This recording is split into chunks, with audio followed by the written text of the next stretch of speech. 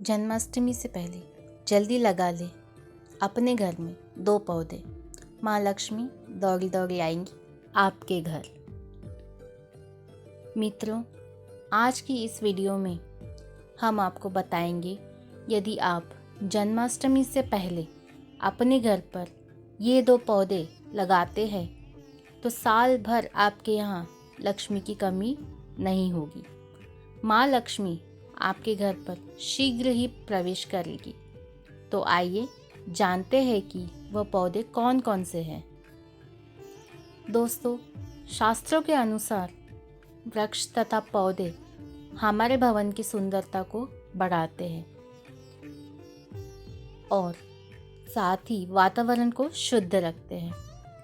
वृक्षों से सकारात्मक ऊर्जा का संचार होता है, जो हमारे जीवन के लिए अत्यंत आवश्यक होती है। वृक्ष नकारात्मकता को कम करके वातावरण को और अधिक सकारात्मक बनाने का कार्य करते हैं। घर के सामने शुभ पेड़ पौधे लगाने से घर में बरकत आती है। साथ ही ये पेड़ पौधे कई प्रकार के वास्तु दोषों को नष्ट करते हैं। घर के आंगन में खड़े वृक्ष देवी देवताओं के समान हमारे घर की रक्षा करते हैं। इसीलिए हमारे पुराणों और शास्त्रों में भवन की सीमा में कुछ शुभ वृक्षों का रोपण करने की सलाह दी जाती है। आज हम जानेंगे हमारे घर की सीमा में कौन कौन से वृक्ष तथा पौधे होने चाहिए और कौन से वृक्ष नहीं होने चाहिए। वृक्षों को शास्त्रों में शुभ बताया गया है, उसी प्रकार से शास्त्रों में अशुभ वृक्षों का तथा पौधों का वर्णन मिलता है। इन वृक्षों का घर की सीमा में होना अशुभ और अमंगलकारी होता है। ये वृक्ष घर के सामने होने से दुख तथा दरिद्रता का सामना करना पड़ता है। इन वृक्षों के सानिध्य में रहने से धन का नाश होता है, शत्रुओं में वृद्धि होती है, मनुष्य अपना मान सम्मान तक खो देता है। इसलिए यदि आपने भी जाने अनजाने में अपने घर के आंगन में अथवा घर के अंदर ऐसे वृक्ष तथा पौधे लगाए हैं तो बिना देरी किए उन्हें तुरंत हटा देना चाहिए। चलिए जान लेते हैं मनुष्य को कौन से पेड़ लगाने चाहिए और कौन से नहीं। सबसे पहला वृक्ष है पीपल का पेड़। किसी जलाशय के समीप पीपल का वृक्ष लगाने से मनुष्य को जो फल मिलता है वह सैकड़ों यज्ञ के समान होता है।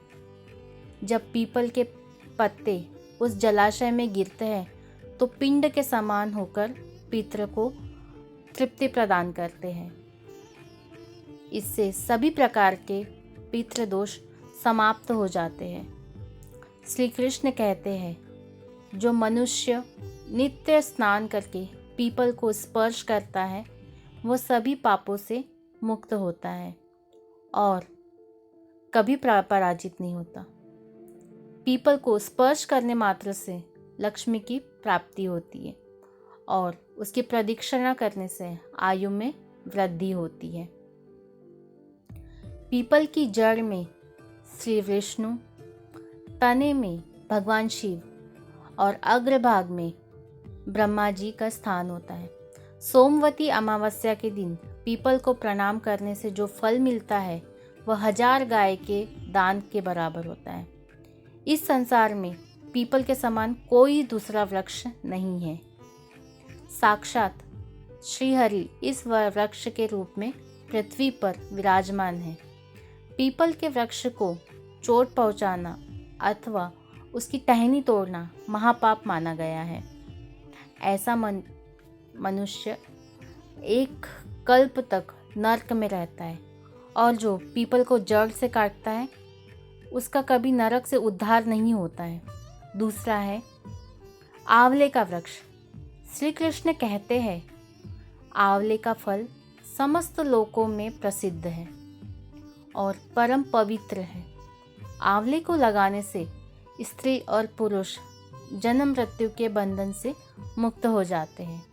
आंवला भगवान विष्णु को अत्यंत प्रिय है और प्रसन्न करने वाला फल है एवं बहुत ही ज़्यादा शुभ माना गया है। इसको खाने से सभी पापों से मुक्ति मिलती है। आंवला खाने से आयु बढ़ती है। उसका जल पीने से रोगों का नाश होता है और आंवले को जल में मिलाकर स्नान करने से दरिद्रता दूर होती है और सभी प्रकार के ऐश्वर्य प्राप्त होते हैं। जिस घर में आंवला सदा मौजूद रहता है उस घर में कभी भी दैत्य तथा राक्षस नहीं आते। एकादशी के दिन अगर आंवला मिल जाए तो संसार के सभी तीर्थों से बढ़कर फल प्राप्त होता है। श्री कृष्ण कहते हैं, जो जन्माष्टमी से पहले अपने घर में आंवले का पौधा लगाता है उसके यहाँ कभी भी संपदा की कमी नहीं होती है। अपने केस में आंवला लगाने वाले फिर से मृत्युलोक पर जन्म नहीं लेता। जिस घर के सामने आंवले का वृक्ष होता है वहाँ पर साक्षात लक्ष्मी नारायण निवास करते हैं। तीसरा वृक्ष है अशोक का वृक्ष। दोस्तों, पद्म पुराण के अनुसार अशोक के वृक्ष में अप्सराओं का वास होता है। यह वृक्ष शोक का नाश करने वाला तथा निराशा को समाप्त करने वाला होता है। इस वृक्ष को घर के पास लगाने से घर में सुख शांति बनी रहती है। अशोक का वृक्ष शीतलता और यौवन प्रदान करने वाला होता है। माँ लक्ष्मी ने जब देवी सीता के रूप में अवतार लिया था तब रावण द्वारा अपहरण करने के बाद उनका वास अशोक वाटिका में था। अशोक वाटिका के वृक्ष में माँ सीता की बहुत सेवा की थी, इसीलिए माँ सीता ने अशोक के वृक्ष को यह वरदान दिया था कि जिस भी स्थान पर यह वृक्ष होगा वहाँ पर उनका सदैव ही निवास होगा।